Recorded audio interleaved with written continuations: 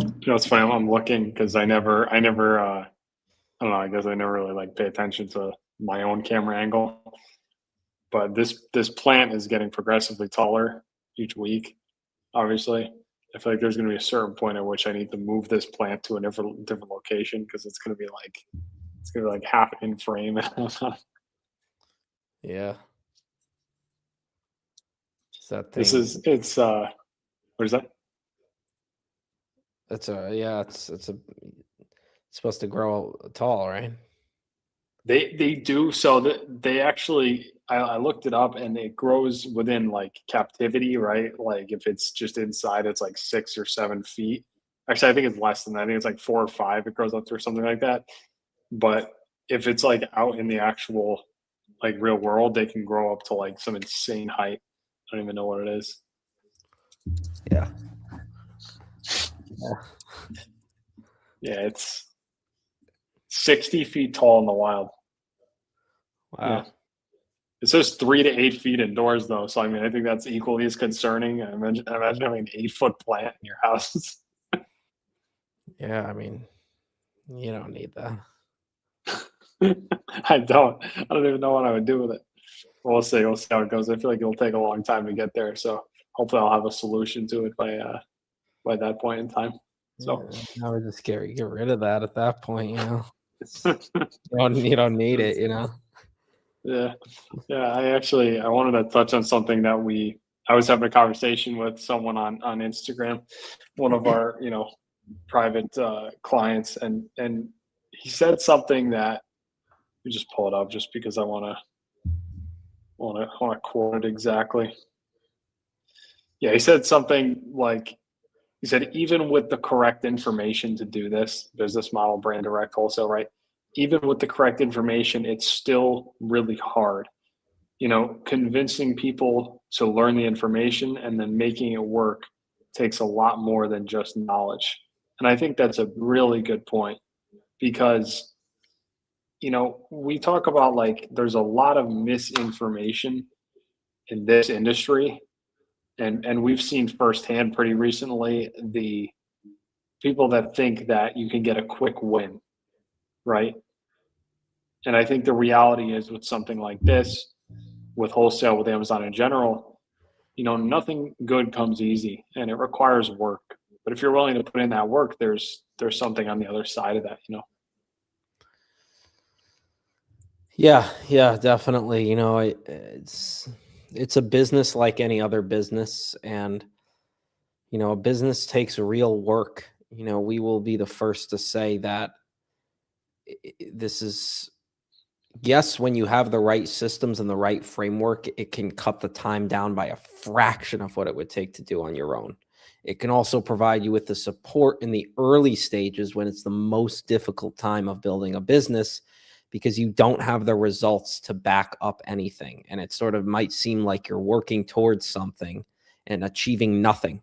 And so it can get discouraging and demotivating, which is why it's especially important to surround yourself with like minded people, and learn from people that have done it and are doing it in real time.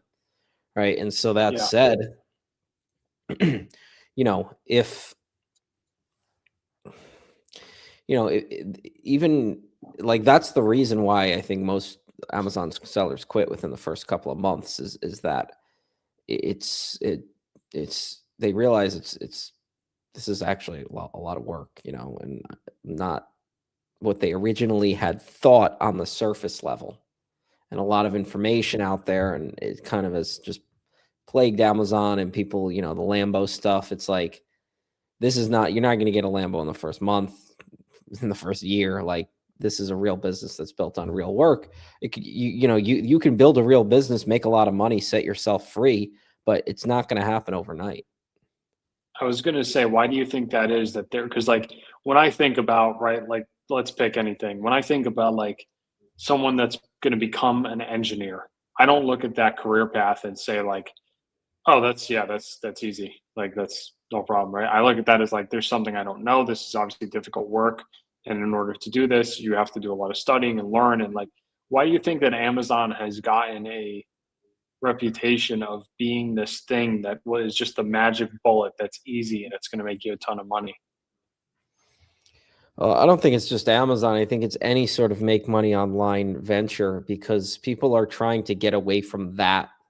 Like going to, if you want to be a doctor, you got to go to school for 12 years, right? And you got to do a residency and you got to, like that's a lot of work. Like that's why not everybody's a doctor because they can't do it, or a lawyer, or, any sort of professional degree.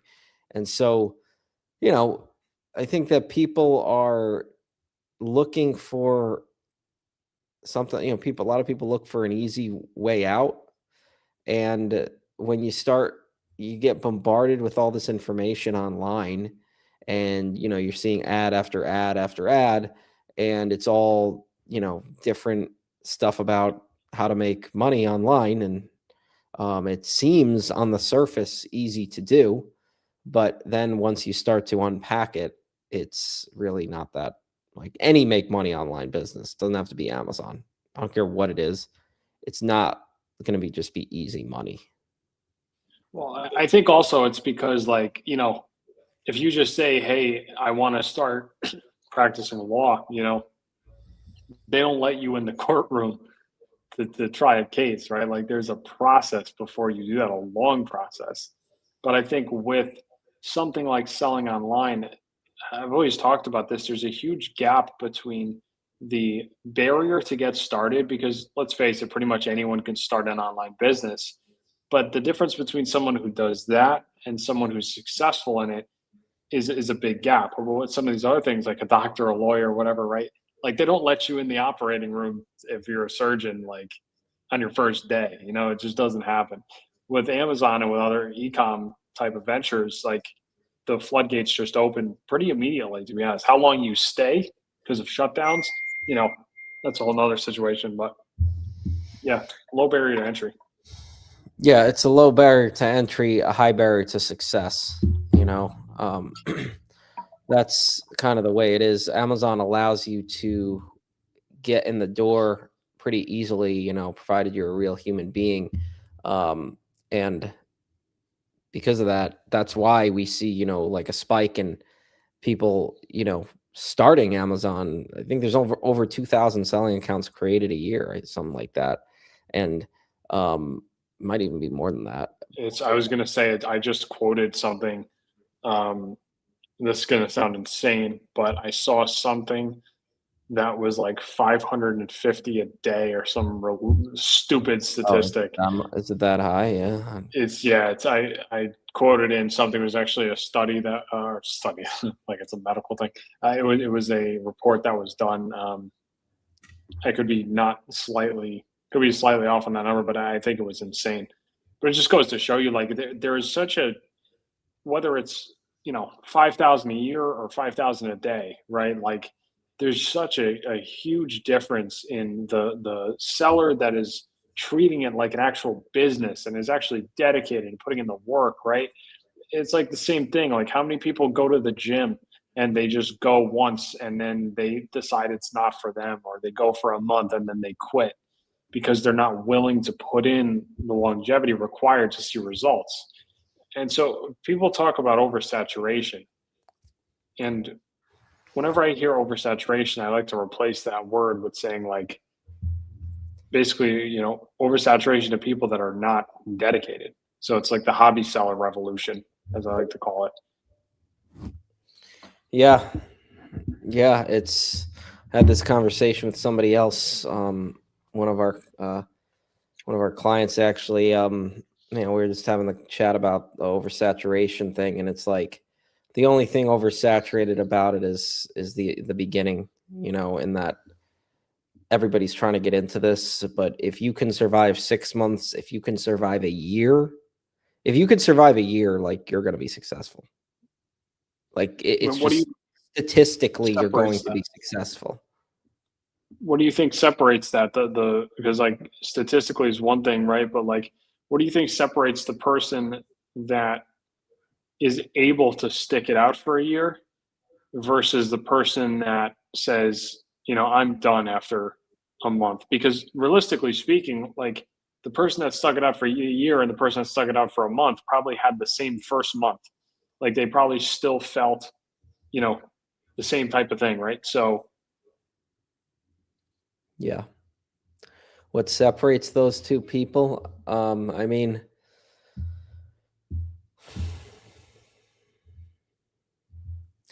yeah, at the end of the day, like not everybody wasn't meant to build a successful business. Like, I mean, that's just the reality, you know? Like, we are yeah, never going to sugarcoat anything here on this channel, and so we speak the truth.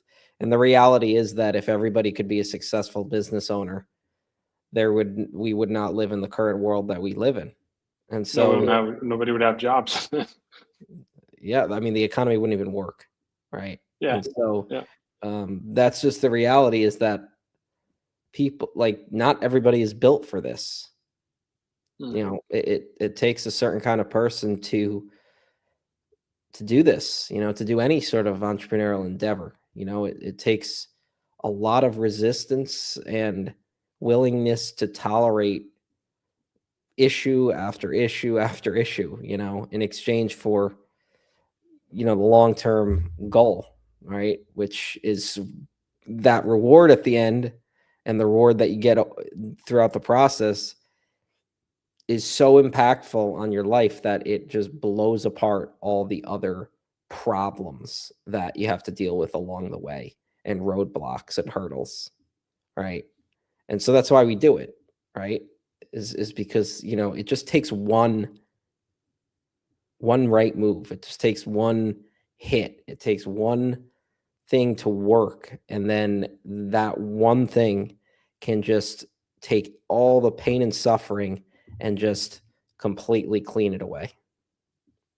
Yeah, I think one of the beautiful things about entrepreneurship and having a business is that it's not like baseball, there's no strike three and you're out, right? There's unlimited attempts to go after your goals. And that's always been something that's been really inspiring to me. And also I feel like if you're the type of person that listens to, you know, if you listen to that statement and you're like, not everybody could be successful, not everyone this and that, right?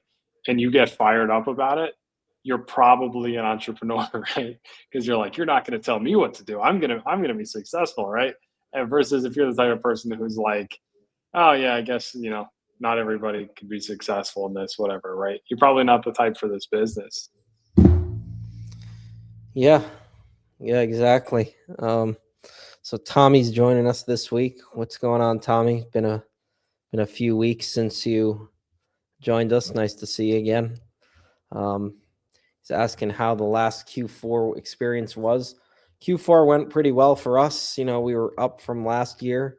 But how did it go for you? And anybody else watching? Like let us know how holidays. Let us know where you're at in the process. Are you currently selling? Are you going to be selling?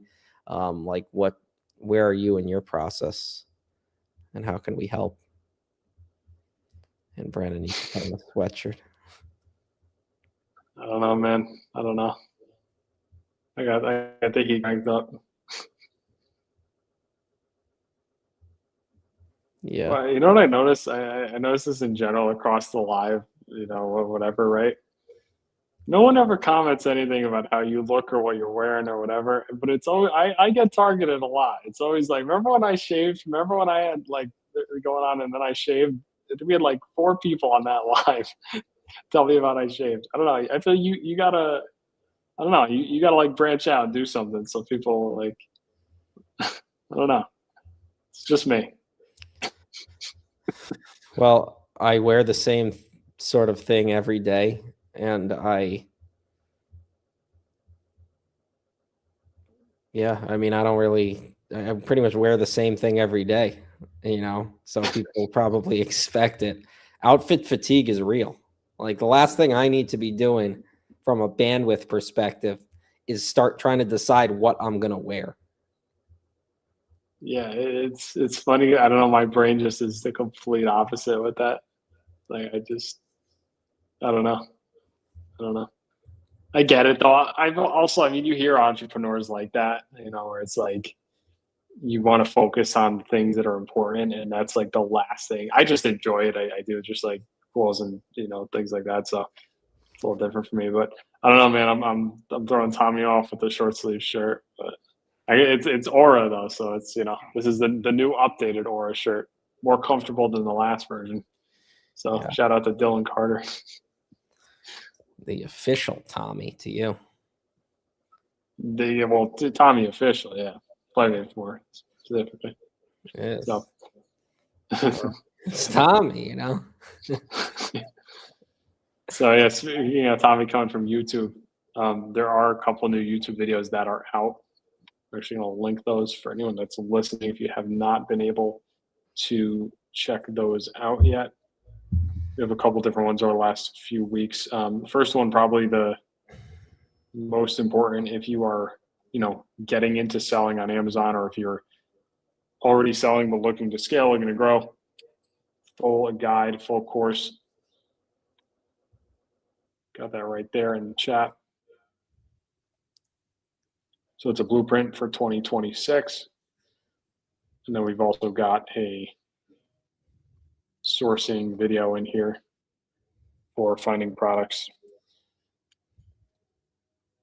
as well.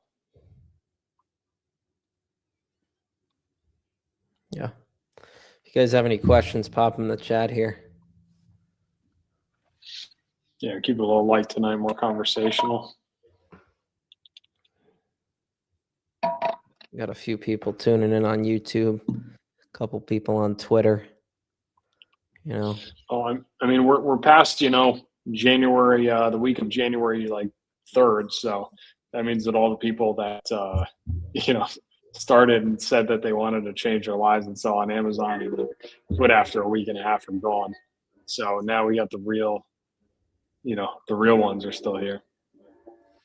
If the real ones is here after a week, I mean, who's Bar is going low. to be here after a year? Well, I mean, what's the saying? The saying that you have too, where it's like, because we do see a lot of the same faces and stuff, but we joke around about it. It's like passion follows progress, right? Like you or I did not wake up in the morning one day and be like, oh my God, you know what I am? My calling is to sell name brand products on Amazon. That is my calling. That is what I need to do. No, like you never had that moment, right? It was just like, as you grow and as you begin to see results from something, you become more passionate about it, right? Yeah, that's the way it goes. At the end of the day, like a lot of people are in pursuit of their passion and their life's calling, but at the end of the day, it's the way you make a lot of money, and the way you do something that you enjoy and find something that you enjoy is you start doing the process, and you start just working, and you start, you pick something and you stick with it. Right. And so you continue to go through that process and just do more and learn, and then do more, and just keep going through this cycle. And eventually something, it works. Right. And then once it works, you double down on it. You double down on it, and you triple down on it, and you keep going. Right. And so that is then the passion starts to follow that, because you're seeing the results from the work that you've put in, and the work that you've created this on your own.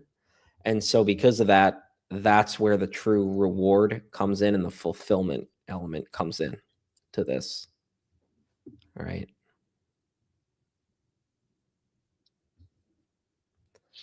So I'm saying, how much time will it take to get capital in terms of ROI, so return on your investment?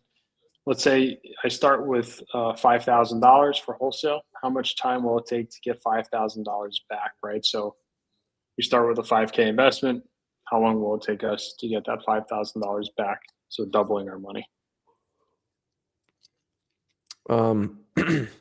So, I mean, it's case by case by what kind of products you buy, but generally we'll look to turn our cash within about 30 to 45 days. So that's about what you can expect as you get your cash back, and then the profits that you made, right? So you put in 5K, and then within about 30 to 45 days is the goal of when you would receive that 5K back plus the profits that you made on your sales, right? So that should be the target goal. Again, it can vary. The way the process should go is you should place a test order first to mitigate the risk and see those sales come in through your own Amazon selling account. And then from there, once you see those sales, place a more volume appropriate order, which is around a 30 to a 45-day supply, and then continue to rinse and repeat that process. But we'd always say place the test orders first, and then after that, place orders that are more in line with the 30 to 45 days. Yeah, the other thing to say about that, Tommy, I don't know if you're looking from the perspective of like how long does it take me to get $10,000 total? Well, I mean, if you have a product that's 100% ROI, then it takes 30 to 45 days, right? If you have product that is like a 30% ROI, then it's a little bit different, right? So if you're, let's just bring up the good old calculator here. Take a look at the numbers. Right. So let's say that you have a $5,000 spend. You spend 5,000. 30% of that is $1,500. So let's say that you have a 30% ROI and you within 30 days, you turn your inventory, right?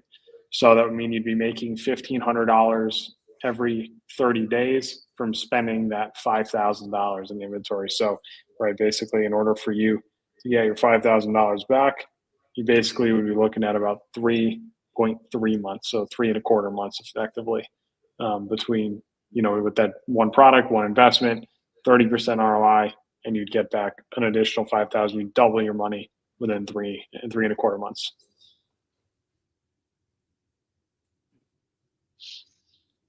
But again, all case by case.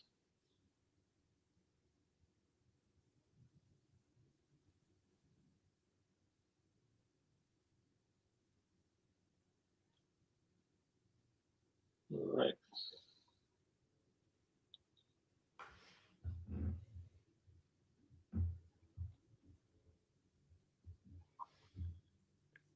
What do you suggest about doing wholesale on Walmart? You can. It can't hurt, but if you're early in the process, I would recommend focusing on one area with singular focus. So I would say focus more so on Amazon, especially because you're going to get more volume there immediately. So I would focus more so on Amazon first. And then if you do see the products are on Walmart and there's, some demand there, then branch out into Walmart. Could be a good opportunity. Yeah. I mean, we can look at it as an value add, to a brand, right? Yeah. If a brand doesn't necessarily want you to sell products on Amazon, well, they might be more open to you selling them on Walmart as well, using that as a different channel. Walmart, though, I will say, I mean, is kind of cracking down on some things. They're becoming a little more Amazon-like now that they're starting to mature as far as their online marketplace. So we're seeing a lot more regulations and things like that. We were just helping someone within our mentorship with a Walmart-related issue, documentation, all that stuff. So the same principles apply, right? Where like it's important to make sure you're doing things correctly and by the book. Yeah.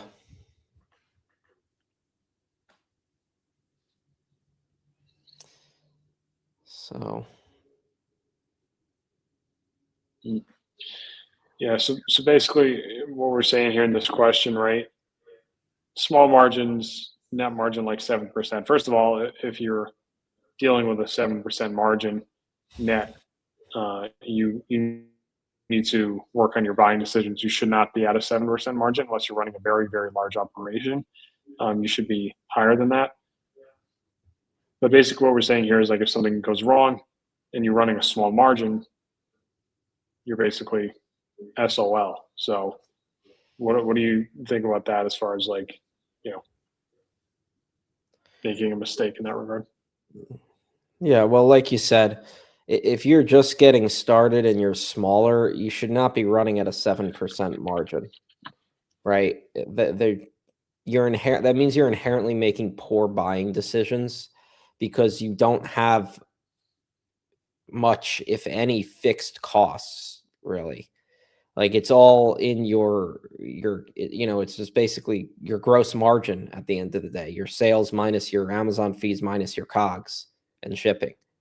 Right? That's what you should be left with. Like there shouldn't be a million lines on operating expenses because you're running a small business. And so as you scale, of course, and take on more costs, net margin may go down a bit, but you still want to stay above that 10% mark, right? And so, that's what we always say is to be shooting for above the 10% mark. If you're at 10 or above and you're turning your inventory within 30 to 45 days, 60 max, and you're staying solvent with everything, like 10% is solid. I mean, at scale, that's a solid margin at scale. If you're running a 7% margin and below that, we've seen people, running 5% margins in this wholesale game.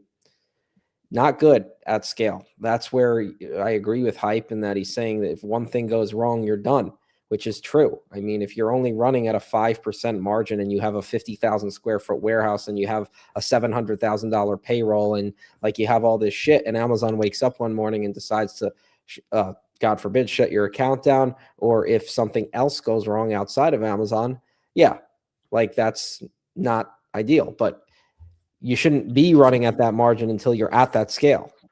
And even then you shouldn't be at that margin, right? So for someone to say you're done at a 7% margin, if you're like a beginner, that shouldn't be the case, because your margins should be at, I see no reason why your margins can't be 15% as a brand new beginner, right? If not more, because if you have no overhead, like it's all gross margin.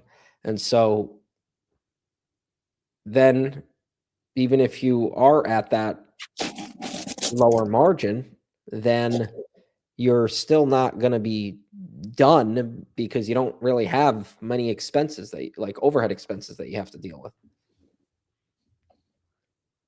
Yeah. Normal margin absolutely. in wholesale normal margin in wholesale is 10 to 15%.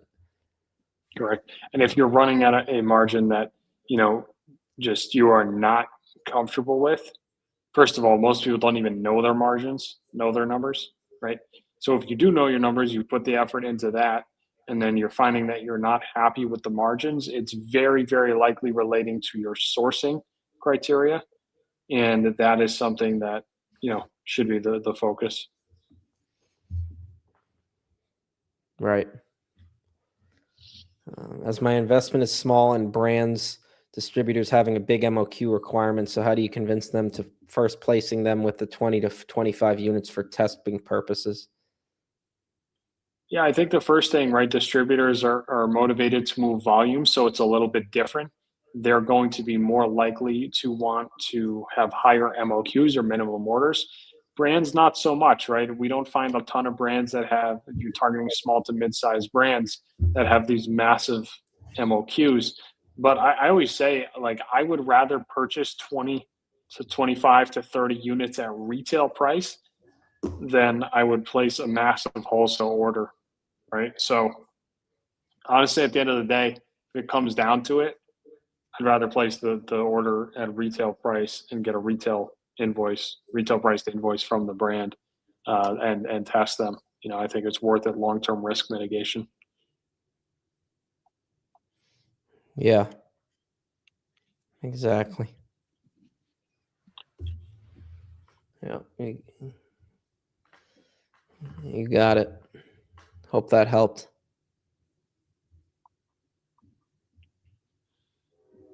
Awesome. So, yeah, well, if you guys have any last minute questions, you could pop them up here in the chat.